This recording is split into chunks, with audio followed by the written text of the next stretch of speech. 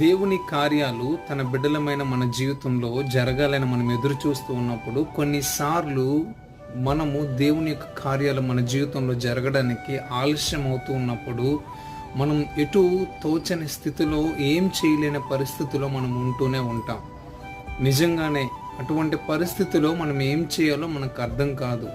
పెద్దలు చెప్తారు కదా, ముందుకు వెళితే గొయ్యి, వెనక్కి వెళ్తే నుయ్యి లాంటి పరిస్థితులు చాలాసార్లు మనం ఫేస్ చేసి ఉంటాం. ఇటువంటి పరిస్థితులే ఇజ్రాయేల్ ప్రజలు చాలాసార్లు ఫేస్ చేశారు.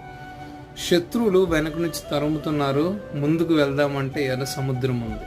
కానీ దేవుడు అద్భుత రీతిగా దేవుని బిడ్డల జీవితంలో ఎర్ర సముద్రంను 2 పాయలుగా చేసి తన జనులను నడిపించాడు. ఈరోజు మనం అటువంటి పరిస్థితిలో ఉన్నామేమో, ఎర్ర సముద్రం లాంటి పరిస్థితిలో ఉన్నావేమో. దేవుడు పర్ఫెక్ట్ టైంలో, రైట్ టైంలో నీ జీవితంలో దేవుడు కార్యం చేయడానికి ఇష్టపడుతున్నాడు.